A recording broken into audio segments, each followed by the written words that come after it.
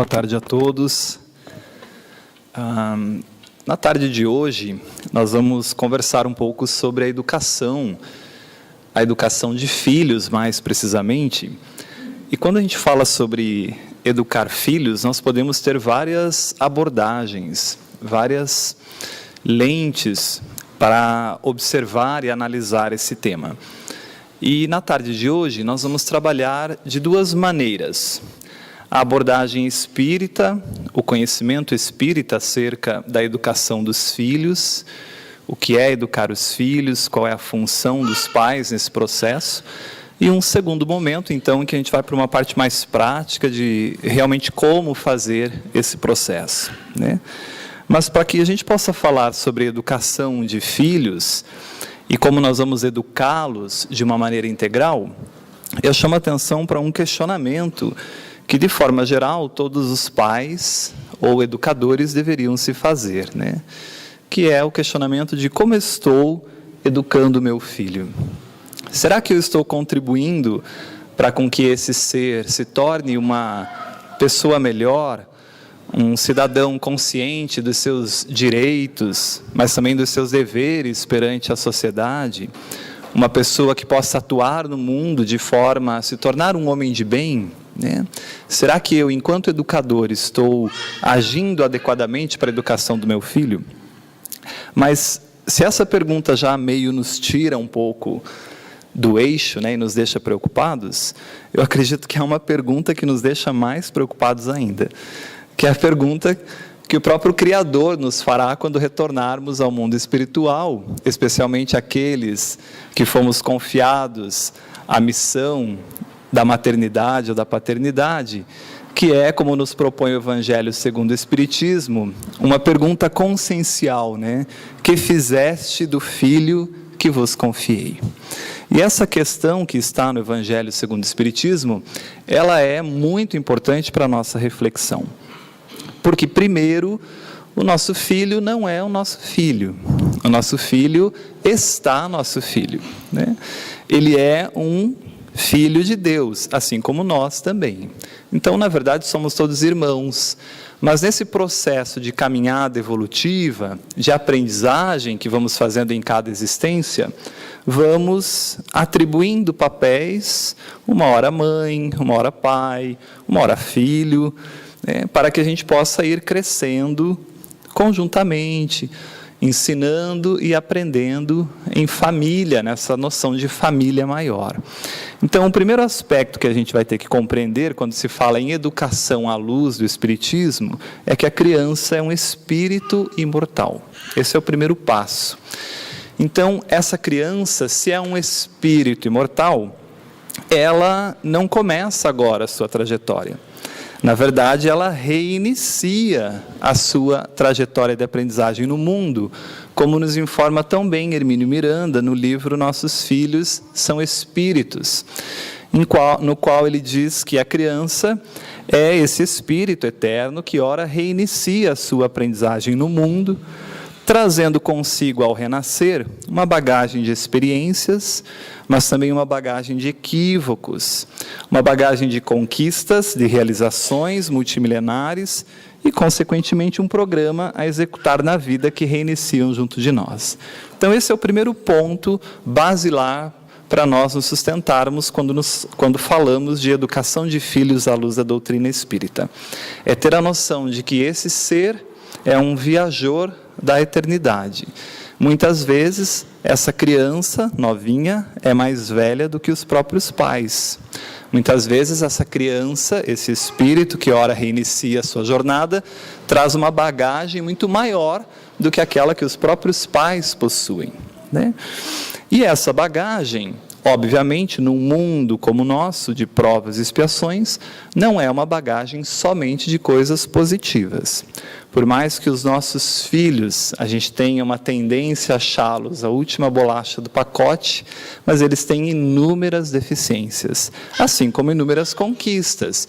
E isso, desde pequeno, vai ser mostrado, vai ser manifestado por esse ser, e os pais vão ter como missão fundamental observar isso que esse espírito irá manifestar desde cedo. Então, nessa noção de que a criança é um espírito imortal, quando nós olhamos para esses rostinhos, a pergunta que nós temos que nos fazer enquanto educadores é o que há por trás deste rostinho. O que é que esse espírito multimilenar traz consigo? Que bagagens são essas que ele traz de conquistas, de virtudes, de capacitações, mas também que bagagens são essas ainda de deficiências morais, de valores ético-morais que não foram conquistados e que precisam ser estimulados, de tendências ao egoísmo, à vaidade, ao orgulho, deficiências ético-morais, as quais os pais vão ter que conseguir podar, inibir ou domar esses aspectos dos seus filhos. Com essa ideia, cada criança, então, é realmente única. Não existem dois filhos iguais, porque cada filho é um espírito imortal, com conquistas particulares. Se esse espírito tem conquistas particulares, mesmo gêmeos idênticos são idênticos apenas na genética, no aspecto físico.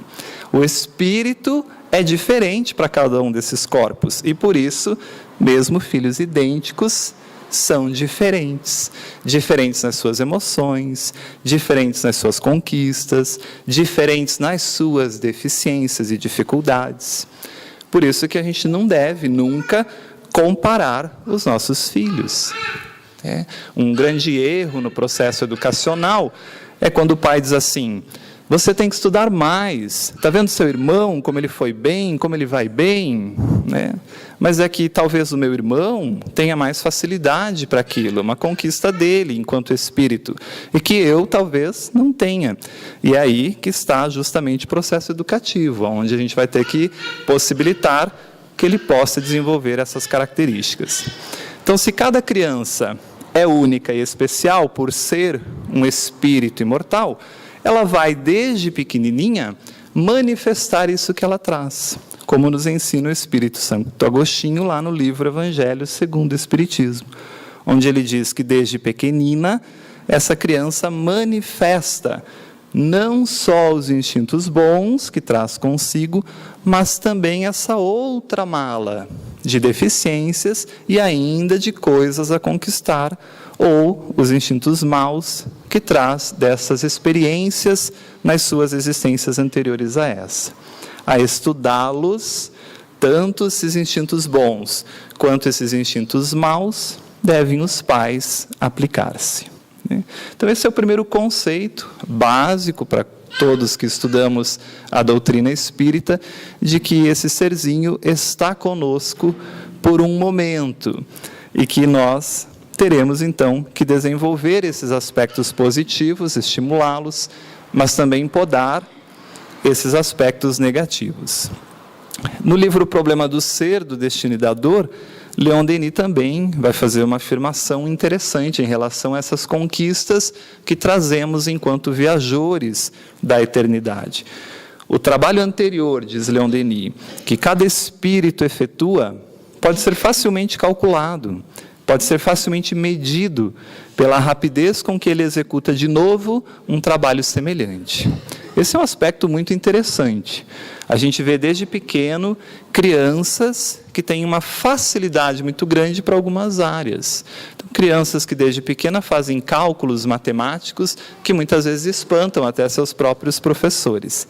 Na verdade, são conquistas que esse espírito já fez em existências anteriores.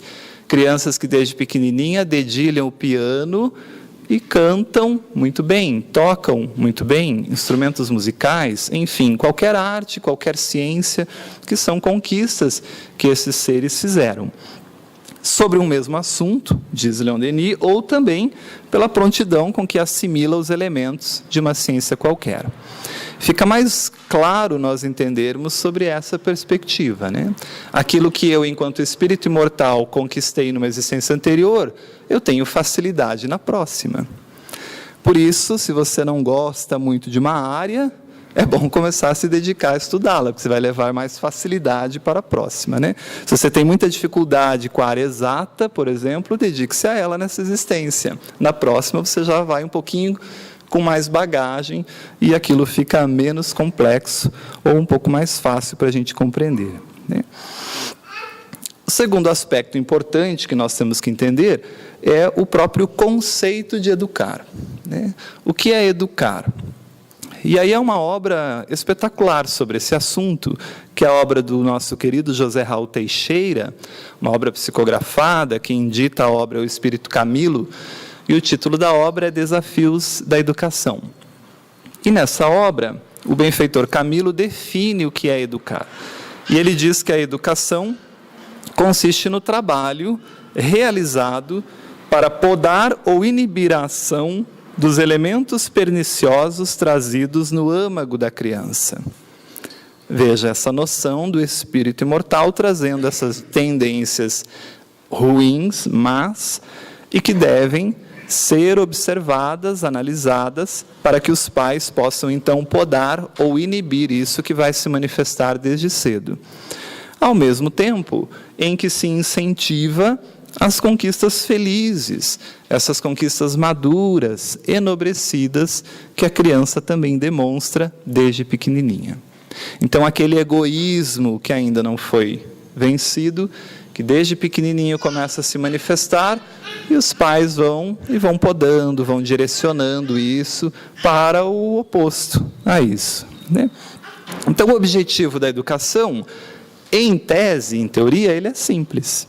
É observar o meu filho, desenvolver aquilo que ele manifesta de bom e reprimir aquilo que ele traz de tendência ruim, né? Em teoria, é muito simples, é isso que é o processo educativo. O problema é como fazer, né? Ainda mais se eu sou um educador que tenho as mesmas dificuldades que os meus filhos, por exemplo. Como é que eu vou controlar o egoísmo se eu sou egoísta? Como é que eu vou ensinar meu filho a não ser vaidoso se eu sou a vaidade em pessoa? E, aliás, os filhos tendem a reproduzir os comportamentos instintivos maus dos pais. Filhos preconceituosos têm pais que ensinaram o preconceito. Isso é muito provado já na ciência, né? O preconceito não é algo que se adquire no sentido espiritual. É algo que é influenciado por um ambiente, onde, de forma geral, quem é preconceituoso tende a moldar a percepção das crianças sobre as mesmas tendências que os pais têm sobre aquela perspectiva, né? Então, essa educação, em que nós vamos ter que estimular o que é bom e reprimir o que é mal, ela começa quando? Né? Em que momento a gente começa a fazer isso? Em que momento a gente começa a processar todos esses aspectos, reprimindo o que há de ruim e estimulando o que há de bom?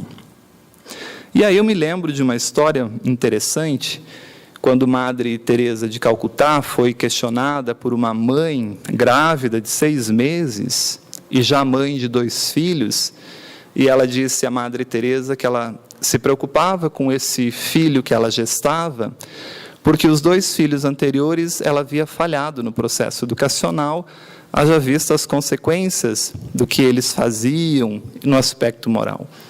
E ela pede à Madre Teresa: como eu posso educar esse meu filho, que está na minha barriga de uma maneira adequada?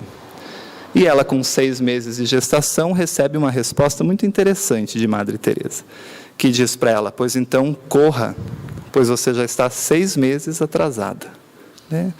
E interessante a gente perceber isso no ponto de vista espiritual, a sabedoria dessa mulher, né? Porque se esse espírito, ou melhor, se essa criança é um espírito imortal que retorna, é óbvio que ela já existe antes mesmo de retornar ao núcleo familiar. Então, esse espírito, antes de processar o processo reencarnatório, ele está no mundo espiritual, se preparando para a reencarnação, para aquela família, para aqueles pais, para aquele núcleo familiar, ao qual o seu planejamento reencarnatório definiu como sendo o mais adequado, mais apropriado para o seu progresso. Então, esse período gestacional é um período fundamental, onde já se inicia a educação. Porque imaginemos nós, se esse espírito no mundo espiritual tem dificuldades de relacionamento comigo, enquanto mãe, por exemplo, ou com o meu parceiro, pai, ou com alguém do núcleo familiar. Então, nós já podemos, ainda enquanto no período gestacional, favorecer o acalanto ou a recepção desse espírito. Então, imaginemos aqueles pais que se reúnem e, num momento de oração, conversam já com esse espírito, dizendo a ele o quanto ele é bem-vindo, o quanto ele é quisto, o quanto ele é esperado, entendendo de que somos todos espíritos imortais, com deficiências a nos ajustarmos nesse processo, de que se nós temos diferenças muito grandes, e provavelmente teremos, que a gente possa resolvê-las, que ele está renascendo como uma oportunidade para vencer essas dificuldades, e que nós estamos aqui esperando para vencer juntos. E são inúmeras as histórias, inclusive André Luiz nos mostra muitas na sua série, de espíritos que são já educados, mesmo antes de retornar ao corpo físico. E esse período gestacional é muito interessante para nós observarmos essas desavenças que há entre o reencarnante, o espírito que retorna, e o núcleo familiar. Então, por exemplo, a mulher nutre um carinho muito grande pelo marido. Mas quando ela engravida, e à medida em que a gestação vai ocorrendo, ela começa a ter uma aversão pelo marido. Isso mostra uma influência muito grande desse espírito reencarnante, que tem provavelmente uma aversão muito grande ao marido, ao pai, né? E que isso se exterioriza nos comportamentos. Então, esse período gestacional, ele serve para com que a gente prepare ainda no mundo espiritual e nesse processo de vinculação do espírito ao corpo, gradativamente nesse período de 9 meses, a recepção para com que ele venha até com uma maneira mais, digamos assim, menos armados, né? Menos armado para essa experiência reencarnatória. Mas apesar do período gestacional ser adequado para a educação, existe um período que é mais propício, né? Veja que são coisas diferentes. A educação inicia muito antes do espírito renascer, ainda no período gestacional. Mas há um período em que há uma facilidade maior que a gente pode, essas más tendências, ou desenvolva esses estímulos bons que esse espírito já traz. E esse período mais propício é, sem dúvida, o período infantil, que a ciência nos traz como indo dos 0 aos 7 anos de idade. Esse é o período mais favorável para com que a gente consiga fazer esse objetivo da educação. E há 3 razões principais para isso, né, que a doutrina espírita também nos esclarece. O primeiro, então vamos ver primeiro o que Emmanuel diz lá em O Livro Consolador. O período infantil é o período mais propício à assimilação desses princípios educativos. Até os 7 anos, o espírito ainda se encontra em fase de adaptação para a nova existência que lhe compete no mundo. Então, dos 0 aos 7 anos, o espírito está no processo ainda de vinculação, não só ao corpo, mas também à compreensão de todo mundo, né? Essa criança ainda é um inconsciente. Quando a criança nasce, ela não tem noção de quem ela é. Os estímulos são todos inconscientes. À medida que a criança vai se desenvolvendo, ela vai formando uma consciência, entendendo o que é do mundo e o que é dela, até que se forma o que se chama na psicologia de ego, em que a criança vai ter noção de que ela é separada dos pais. Então, até aproximadamente os 1 ano e meio a 2 aninhos, a criança não tem noção de que ela é diferente da mãe ou de quem cuida dessa criança. Então, a criança nasce, ela chora, e ao chorar, ela vai ser atendida por essa mãe ou por essa pessoa que cuida dessa criança. Mãe no sentido geral, né? Pode ser o pai, pode ser a babá, pode ser a escola, pode ser o orfanato. Ou pode ser ninguém, uma lata de lixo, que não vai dar nenhum cuidado para essa criança até que ela seja encontrada por alguém e o orfanato vai fazer esse papel. Mas, enfim, a criança vai levar um tempo para se diferenciar e entender que ela é diferente do mundo. Isso geralmente ocorre entre 1 ano e meio, 2 anos, até 2 anos e meio, quando a criança começa a dizer assim: mim, quer, você pode vir na casa de mim. E aí ela começa a entender que ela não é mais a mãe, não é mais o pai, não é mais o todo, né? Nos desenhos, então, é quando a criança começa a fazer uma bolinha e ela diz: é o papai, esse é a mamãe. Ela começa a entender o que é cada uma dessas coisas. Então, esse ego formado no período infantil é o que vai diferenciá-la do ambiente externo.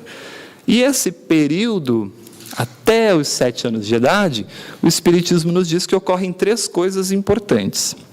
A primeira é a perturbação do espírito. Então, o espírito, ao reencarnar, entra num processo de perturbação. E essa perturbação vai aumentando conforme o perispírito vai se unindo ao corpo. Tanto que no momento do nascimento é o momento auge da perturbação. Por isso que a gente não lembra o momento do nosso nascimento. Junto com isso, o Espiritismo nos ensina que essa perturbação é acompanhada de um esquecimento do passado. Ao reencarnar, eu fico num estágio temporário de perturbação e esqueço aquilo que eu vivi nas existências anteriores. E também a matéria vai tendo uma influência sobre o espírito nesse período infantil. Então vamos ver como esses 3 aspectos são importantes para tornar esse período infantil mais propício à educação. No Livro dos Espíritos, na questão 339, Kardec faz uma pergunta muito interessante, que é a seguinte: o momento da encarnação é acompanhado de uma perturbação semelhante àquela que tem lugar na desencarnação? Porque quando a gente desencarna, nós também passamos por um período de perturbação. Quanto mais materialista eu sou, quanto mais apegado à matéria eu sou, maior é o tempo dessa perturbação. Tem gente que é tão apegada à matéria que desencarna, mas não sai da matéria. Fica na casa, fica cuidando da piscina, fica cuidando das joias, não se desapega do quarto, do carro, até que vai ter que entender que aquilo ali não lhe pertence mais. Ou melhor, nunca lhe pertenceu. Tudo que é material não nos pertence, é só uma ilusão temporária que a gente se utiliza para transitar no mundo. Mas nós vamos ter que abandonar tudo isso. Mas o contrário, e quando eu vou para o planeta, quando eu moldo um corpo? E aí a resposta é que essa perturbação é muito maior do que aquela do retorno. E, sobretudo, mais longa. Veja que vai durar quase 7 anos. Do nascimento até aproximadamente 7 anos. Na morte, o espírito sai da escravidão. No renascimento, entra nela. Então, o espírito tem, no mundo espiritual, consciência de si, consciência das vidas anteriores, do que fez. É claro que esse acesso depende muito da nossa maturidade, Quanto mais maduros estamos, até psicologicamente, mais acesso a gente tem às existências anteriores. Tudo isso é controlado por espíritos que trabalham nesse aspecto, planejando a reencarnação. Então lá eu entendo de uma maneira muito mais ampla, no mundo espiritual, as coisas, do que quando eu venho para o corpo. Porque a matéria limita, restringe a minha percepção. Primeiro porque eu esqueço do passado. E aí, de forma geral, eu tendo a não entender que eu sou um espírito imortal. Mas sim que eu sou uma pessoa que nasceu, que vai morrer. Então, vou aproveitar ao máximo a vida, porque a vida importa aqui mesmo, é gozar, aproveitar, ser feliz, ganhar dinheiro, e depois, sei lá o que vai acontecer. E Kardec vai dizer que não é bem assim, que o Espiritismo vai nos mostrar o que é que vai acontecer, que não é mais sei lá o que vai acontecer, que é claro o que vai acontecer. Aliás, o céu e o inferno mostram exatamente o que é que vai acontecer. Se a gente quer saber se a gente vai ser feliz, triste, se a gente vai ser infeliz, perturbado, sofredor, basta ler a obra O Céu e o Inferno, porque lá, dependendo das nossas ações, como nós estamos moldando nossa vida, nós vamos ter as consequências na vida futura. Então, esse momento da encarnação apresenta-se acompanhado de uma grande perturbação. Isso é ótimo. Vai fazer com que esse espírito perturbado esqueça o passado, né? A perturbação que acompanha a reencarnação não cessa subitamente no momento de nascer. Ela vai se dissipando gradualmente, conforme os órgãos vão se desenvolvendo. A gente já sabe que isso finaliza aos 7 anos de idade. Essa perturbação do espírito, então, está lá no Evangelho, segundo o Espiritismo, ela é providencial. Imagina eu, com toda a tendência má que eu tenho das existências anteriores, nascendo ou renascendo e não estando perturbado, tendo consciência de tudo isso. Eu ia manifestar isso rapidamente. Então, se eu estou com esse processo de perturbação, é como se esses instintos que eu trago ficassem num período de repouso, de latência. O Espírito vai nos ensinar que esses instintos vão ficar dormentes por um tempo. E em estando dormente, essa criança, então, é mais flexível e, por isso mesmo, mais acessível às impressões que podem modificar a sua natureza e fazê-lo progredir. O Wagner é egoísta. E aí, como eu não consigo manifestar isso desde cedo, os meus pais me ensinam o contrário ao egoísmo, que é a caridade, a fraternidade, a solidariedade, a compaixão. E eu vou aprendendo isso desde pequeno. Quando termina esse processo de perturbação aos 7 anos, que o meu egoísmo vem com tudo do ontem, o hoje que os meus pais me ensinaram se sobrepõe a esse egoísmo que vem de ontem, e esse egoísmo fica podado, diminuído. E eu me educo enquanto espírito, graças aos meus pais que trabalharam esse aspecto em mim. Fica claro entender isso? Então, essa perturbação é importante. Entrando na vida corporal, o espírito perde momentaneamente a lembrança de suas existências anteriores, fruto dessa própria perturbação que o espírito passa durante o processo reencarnatório, como se um véu as ocultasse. Veja, eu esqueço, mas isso faz parte de mim, não deixa de existir. É como se uma cortina cobrisse e eu não tenho acesso direto. Mas se eu começar a mexer ali e abrir essa cortina, essas coisas aparecem, né? Fica no nosso inconsciente tudo isso. Esse esquecimento do passado também é muito importante no período infantil para a educação. Já pensou se esse espírito, que é o meu filho, lembrasse o que eu, mãe, fiz para ele na existência passada? Aliás, eu dei um tiro na cabeça dele na existência passada. Eu matei ele. Você acha que ele me amaria com tanta facilidade? Lembrando o que eu fiz? É claro que não. Aliás, já imaginou nós nos relacionando socialmente e lembrando de tudo o que aconteceu nas existências anteriores? Seria um caos. Nós não temos nem estrutura psicológica para nos relacionarmos esquecendo tudo, porque o que acontece nessa vida já nos perturba. Tem coisas que alguém fez para nós lá no início da vida, ou nem precisa ir tão longe, né? Tem alguém que nos magoa aí, e a gente guarda a mágoa por 5, 10, 15 anos, não consegue perdoar, não consegue esquecer o que a pessoa fez, e isso atrapalha o relacionamento com a pessoa. Imagine se eu lembrasse tudo o que me fizeram, a gente pira.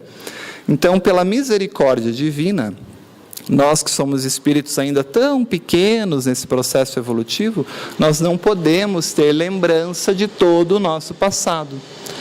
Diferentemente do Cristo, por exemplo. O Cristo, ao vir para o planeta Terra, com certeza tinha acesso a esse passado todo. Porque para ele não faria diferença nenhuma, ele já superou todas essas más tendências, que nós ainda não. Então, esse esquecimento do passado, Joana de Ângeles vai nos dizer, no livro Desperte e Seja Feliz, que é providencial. Graças a ele, aquelas dificuldades que surgem do nosso inconsciente profundo, que estão lá, aquela raiva com aquele ser, aquela agressividade, a dificuldade de perdoar daquele outro, daquela outra pessoa que hoje é meu pai, que hoje é meu irmão, que hoje é minha mãe, que estamos no mesmo núcleo familiar para crescermos e vencermos isso, se não fosse esse esquecimento, tudo isso iria ressurgir em forma de animosidade e antipatia, ressentimento e insegurança. Minha mãe ia falar que me ama, mas eu ia lembrar o que ela fez para mim, que ela me traiu lá numa outra existência. Eu ia falar, me ama nada, está só querendo fazer que me ama. Então tudo isso tornaria mais difícil o processo, inclusive, do relacionamento social. Então é muito mais fácil de nós vencermos quando esse esquecimento está presente. Tivéssemos o conhecimento lúcido, diz a benfeitora, das razões que as desencadearam no pretérito, soubéssemos com clareza das ocorrências que as geraram, recordássemos os momentos em que sucederam e das circunstâncias em que se deram. A gente lembrava de tudo, e seriam impedimentos para a pacificação, para o equilíbrio emocional e para o perdão, sem dúvida, né? Então o esquecimento do passado é uma maravilha que nós temos, senão a gente não conseguiria se relacionar socialmente ainda no estágio evolutivo em que nós nos encontramos. Então a perturbação é importante, o esquecimento mais ainda, mas a influência da matéria também. Então esse espírito, como está criança, ele não pode ter noção de todas as coisas, porque o corpinho ainda nem consegue expressar tudo que o espírito quer expressar. Imagine se nós nos lembrássemos de tudo e não estivéssemos perturbados, tivéssemos consciência de tudo num corpinho infantil, que não consegue fazer nada. Eu já ia querer manifestar tudo e não ia conseguir, porque o meu corpo ainda é de criança. Então é preciso um tempo para essa fala se desenvolver, para que eu consiga andar, para que eu vá me desenvolvendo físico, motoramente, e gradativamente a perturbação vai passando e eu vou assumindo o controle enquanto espírito imortal daquela reencarnação.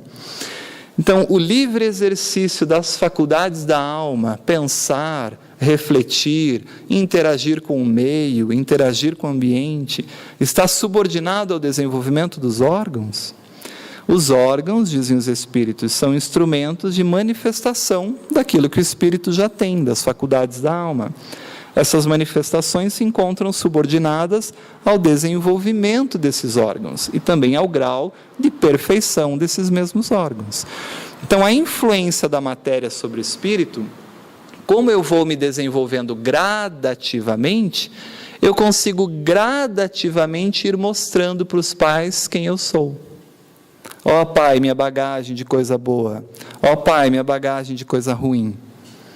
E aí os pais têm mais tempo para podar ou estimular tudo isso que o espírito traz. Então a manifestação gradual das qualidades e dos defeitos, pelo fato da limitação da matéria fazer isso, permitirá aos pais, oferecerá aos pais, aos educadores, as pistas do caráter desse espírito e os pontos essenciais que devem ser trabalhados durante a sua etapa reeducativa.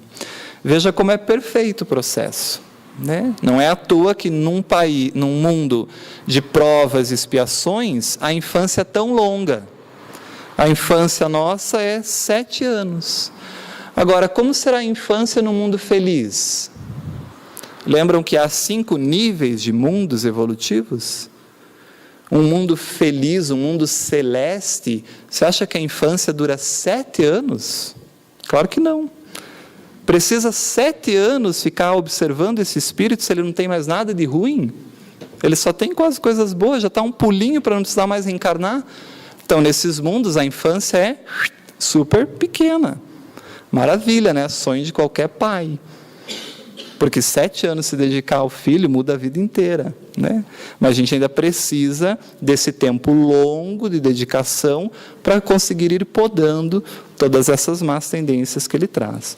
Então, os pais devem ser observadores, exímios observadores das atitudes que os seus filhos vão manifestando como tendências daquilo que eles trazem enquanto espíritos imortais. Então, esse período infantil é o melhor momento para a reformulação do caráter, das más inclinações, e também é o melhor momento para o incentivo às virtudes já adquiridas por esse ser, né? E como fazer isso?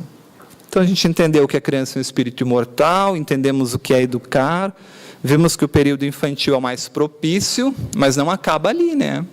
Se até os 7 anos eu tive pais que não me educaram, foram negligentes nesse aspecto, a educação é para a vida toda. Quanto adulto, eu posso também ir me educando, controlando as más tendências em mim, estimulando as coisas boas em mim, né? Uma autoeducação, uma reforma íntima que eu vou fazendo em mim mesmo.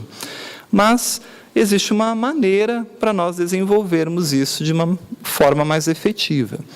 E aí nós temos as bases da educação integral, que coincidentemente, entre aspas, coincidem com as bases do conhecimento de si mesmo, né, proposto pela benfeitora Joana de Ângeles. Então, educar adequadamente é importante, primeiro, aprender a se conhecer. Eu preciso entender quem eu sou. Eu preciso entender que eu sou um espírito imortal. Eu preciso entender que eu estou no mundo temporariamente e que, por mais longo que pareça esse tempo, é sempre muito breve, muito rápido. Por mais que eu viva 80, 90, 100 anos, o que é muito difícil, mesmo assim, esse tempo não é nada comparado ao que eu sou realmente, que é o espírito imortal. Então, ter a consciência de ser um espírito imortal modifica, revoluciona as nossas práticas nesse mundo, porque o nosso objetivo é outro. Ninguém está dizendo que nós não devemos nos ocupar das questões do mundo. Devemos, nós temos que trabalhar. Nós recebemos o dinheiro, fruto do nosso esforço, do trabalho, isso é natural. Mas o problema está em fazer só isso. Toda vez que eu fico somente no aspecto material e esqueço que, além do trabalho, há tantas outras coisas, há os vínculos afetivos, há os relacionamentos sociais, há o conhecimento, o estudo dos valores transcendentes, o entender-se enquanto espírito, isso é importante para o nosso desenvolvimento, e aí eu consigo mudar essa percepção de que eu estou aqui transitando apenas para usufruir das coisas materiais, né? O que não é verdadeiro. Se eu aprendo a me conhecer, naturalmente eu aprendo a viver. Então eu vivo diferentemente. A minha vida agora, ela é motivada não só pelo trabalho, pelo dinheiro, pelas questões materiais, mas também há outras coisas e prazeres na vida, né? No livro Desafios, Vida, Desafios e Soluções, a benfeitora trabalha muito bem isso em relação ao significado do ser existencial, né? O que você está fazendo aqui? E ela diz, certamente na pauta dos objetivos e do sentido existencial, é claro que estão incluídas, constam as realizações sociais, econômicas, artísticas, culturais, religiosas, tudo isso. Todas aquelas que fazem parte do mundo de relações interpessoais. Não é para abandonar nada disso. E Jesus já nos dizia, né? Não é para ninguém abandonar isso. É estar no mundo, viver o mundo, mas não ser do mundo, o que é muito diferente. É entender até onde isso é importante e o quanto eu dou de importância a cada uma dessas coisas. E que cedo ou tarde eu vou ter que abandonar isso, né? Entretanto, não são exclusivas, metas finais das buscas e das lutas, desde que o ser transpõe os umbrais do túmulo e continua a viver. Então, é noção de ser um espírito imortal, levando os seus programas de elevação gravados no imo profundo. Lutar sem fadigas exaustivas por conquistar-se, superando-se quanto possível, enfrentando os desafios com alegria, compreendendo que são degraus de ascensão diante dos seus passos, eis como incorporará ao cotidiano os objetivos essenciais do seu aprimoramento físico, emocional e mental, né? Que é como os pais devem desenvolver os seus filhos, né? No vir a ser e não no ter exclusivamente.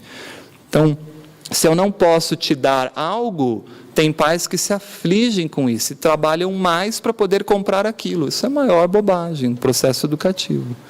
Você deveria, pelo contrário, dizer para o seu filho, olha, eu não posso comprar esse tênis que você quer, mas eu posso comprar outro, que faz a mesma função. A mesma. Vai te proteger, vai proteger seu pé. Agora, se o tênis que você quer é aquele porque todos os seus colegas têm e acham que essa marca é fundamental, então eu vou te ensinar uma coisa, meu filho. O importante não é a marca. O importante é a pessoa, é o que ela é o que ela possui em si. E não o que ela usa, o que ela veste, a marca do tênis que ela usa. E aí você ensina seu filho a ser. E provavelmente, na vida, ele vai conseguir lidar com essas coisas. Ele não vai ser massificado, ter que fazer tudo aquilo que a sociedade impõe como devendo ser o certo para todos. Né? O que Jung chamaria de uma pessoa individuada, ou seja, um indivíduo diferente da massificação, que é o oposto. Se eu não sou individuado, eu sou massificado. Eu tenho que usar aquele corte de cabelo porque está na moda. Tenho que usar aquela roupa daquela marca porque isso vai me fazer ser mais importante. Então eu sou uma pessoa que não sei o que eu estou fazendo no mundo. Estou aqui simplesmente buscando as questões materiais e achando que isso é importante, né? Se eu aprendo a me conhecer e aprendo a viver, naturalmente eu aprendo a ser. Seja o seu dizer sim, sim, não, não. Eu consigo me colocar no mundo. Isso me convém, isso não me convém, isso é importante, isso não é importante. Né? E naturalmente se desenvolve o terceiro aspecto, o quarto aspecto, que é o aprender a amar, no sentido da fraternidade, que isso deriva desse processo, né? Então, nesses princípios fundamentais do desenvolvimento da criança, nós poderíamos dizer que os pais devem oportunizar esse desenvolvimento da criança em todas as suas dimensões. Inteligência, estimulando inteligência, mas também o seu aspecto biológico, social, de interação social, humana, ético-moral, psicológica, afetivo-emocional e também espiritual. E hoje, cada vez mais, as pesquisas mostram a importância do aspecto espiritual para o desenvolvimento adequado da criança na idade adulta. Pessoas que acreditam em Deus são pessoas que enfrentam melhor as dificuldades e os problemas. As pesquisas médicas mostram isso. Pessoas que têm fé e crença em Deus têm um sistema imunológico que responde mais rapidamente aos desafios bacterianos, virais, fúngicos do organismo. São pessoas otimistas que se recuperam melhor e tomam menos medicamentos. Então, a influência do conhecimento espiritual é importante para a formação do ser, né? Então, nesses aspectos, nós poderíamos, de uma forma sucinta, não vai dar para abordar todos, para entendermos alguns exemplos. Esse aspecto cognitivo corresponderia ao desenvolvimento da criança frente aos estímulos intelectuais a que ela é exposta. É tudo aquilo que eu posso fazer pelo meu filho para que ele se desenvolva enquanto inteligência, enquanto conhecimento. Isso é importante, porque lá no Livro dos Espíritos, Kardec diz: como que o progresso intelectual pode conduzir ao progresso moral? Então, pessoas que estudam, sabem, entendem, compreendem mais, naturalmente discernem melhor o que é certo do que é errado, o que convém fazer do que não convém fazer. Então, a resposta dos Espíritos fazendo compreender o bem e o mal. O homem, então, pode escolher. Então, esse aspecto cognitivo auxilia o desenvolvimento ético-moral. No aspecto social, corresponde à interação da criança com as pessoas, com os animais, com o meio ambiente. E, nesse aspecto, a família é um ambiente pródigo de experiências educacionais, né? Toda vez que o pai ensina ao seu filho a tirar o prato da mesa e levar até a cozinha, isso é educar. Porque ele está mostrando que essa tarefa não é da mãe. Aliás, nunca foi. É de todo mundo que vive naquela casa. Por que só alguém tem que fazer aquilo? Aliás, por que a mulher tem que fazer aquilo? Quem definiu que é a mulher que tem que limpar a casa? Uma cultura machista que é reproduzida pelos hábitos. Então, se eu ensino os meus filhos de que todos que convivem nesse ambiente são responsáveis pela limpeza do próprio ambiente, eu educo e reformo tendências. Então, ele aprende desde pequenininho. Aprende desde pequenininho que é importante ele contribuir com todas as atividades domésticas. proporcional à sua idade. Tem a idade que ele tira o pratinho da mesa. Tem a idade que ele começa a limpar seu tênis. Tem a idade que ele começa a arrumar seu quarto. E mesmo que ele arrume meio de uma forma bagunçada, que o pai ou a mãe tenha que arrumar de novo depois, mas pelo menos está começando o processo de entender que aquilo é coletivo, que é de todo mundo. Organizar os brinquedos depois que ele brinca, porque ele não mora ali sozinho. E se tiver a vovó junto, a vovó pode cair ao pisar em algum daqueles brinquedos. E a criança vai entendendo o social, o afetivo, a solidariedade. Né? Isso é muito trabalhado em escolas, inclusive. Claro que não no Brasil, porque nós somos muito atrasados nesse aspecto. A gente olha para japoneses que limpam o lixo no estádio e ficamos abismados. Como é que eles fazem isso? Meu Deus, são ETs. Não, eles aprendem esse aspecto social desde pequenininho. Ninguém vai embora se a escola não está limpa. Aliás, não existe faxineira na escola. Cada estudante é faxineiro, porque você só sai da escola quando tudo está arrumado, quando o giz está no lugar, quando as canetas estão organizadas, porque tudo é de todos, tudo é coletivo. E isso cria seres mais propensos à coletividade. São esses espíritos que, desenvolvendo isso, vão habitar mundos onde há fraternidade coletiva. Mas eu tenho que aprender isso em algum lugar, né? Então, os pais devem sempre levar os seus filhos, nesse aspecto social, a pensar e refletir sobre suas atitudes, penetrar dentro de si mesmos e aprender a se colocar no lugar dos outros. Isso é muito importante. Se eu não me coloco no lugar dos outros, eu não sei o que os outros pensam. E aí eu julgo. Toda vez que eu me coloco no lugar dos outros, eu respeito a possibilidade do outro agir como ele quer. E isso evita o julgamento, né? Que Jesus já nos ensinava há muito tempo, né? Não julgueis. Então, auxiliar, ser solidário, não ser pesado para o outro, auxiliar nas tarefas domésticas, aceitar os outros como os outros são. Isso é importante no aspecto social. E isso os pais devem trabalhar desde cedo. E isso a escola não vai fazer, porque a escola não vai ter métodos para mensurar isso, né? A escola vai dizer assim, olha, de 0 a 10, seu filho é 6 no aspecto cognitivo e passou, está ótimo. Mas ele passou, mas ele é péssimo em lidar com frustrações. Ele não sabe ouvir um não. Isso a escola tem dificuldade para avaliar. Os pais que estarão com os filhos mais próximos é que vão ser capazes de trabalhar esses aspectos, podando aquilo, né? O respeito às diferenças, o respeito ao meio ambiente, aos animais, né? Fazer com que a criança, então, assuma as consequências dos seus atos. Às vezes a gente vê pais que querem resolver as coisas pelos seus filhos. Não, o filho tem que entender o que ele fez, assumir as consequências daquilo. A gente explica com calma, naturalidade, aquilo que a criança fez, mas corrige o comportamento e faz ela refletir sobre aquele comportamento. Você acha que foi certo o que você fez? Você acha que rir do seu amiguinho daquele jeito é uma atitude adequada? Né? E aí nós vamos trabalhando o aspecto social. Vou avançar um pouquinho, senão a gente não vai ter tempo de terminar. Para a criança tem muito mais valor um carinho, um elogio sincero, o reconhecimento do esforço, do que presentes, dinheiro, viagens.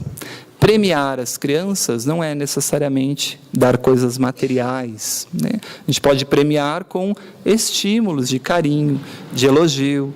Parabéns, que bom, você guardou todos os seus brinquedos. Muito bem, né? Agora, existem situações que a criança não tem que receber recompensa financeira nenhuma, porque aquilo é obrigação dela. Arrumar o quarto numa determinada idade não se faz por dinheiro, é dever. É obrigação, tem que fazer, e ponto, né? Isso é limite. Quem tem limite, cresce de forma mais saudável. Quem não tem limite, acha que manda no mundo. E quando o mundo disser não, vai ter problemas para aceitar, para resolver isso, né? Ensinar a criança a lidar com as suas emoções, com a raiva, com o ser contrariado, com o medo, com a alegria, com a tristeza, fazendo ela vivenciar e sentir aquilo. Mas por que você está assim?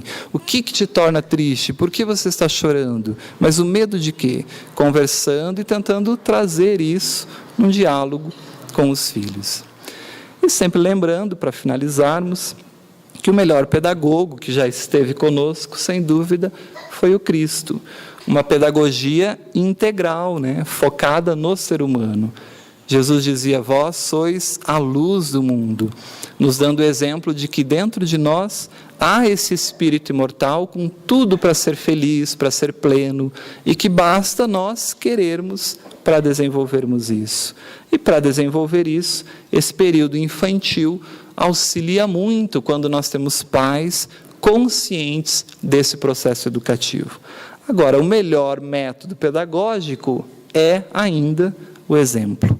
Eu posso estudar e entender tudo da teoria, mas o meu filho vai aprender aquilo que eu faço, aquilo que eu sou. Se eu não me reformar intimamente enquanto ser, muita dificuldade eu vou ter só para teorizar isso com o meu filho e não vou conseguir, provavelmente, ensiná-lo nesses aspectos que desenvolvem o ser de maneira integral. Obrigado pela atenção de vocês.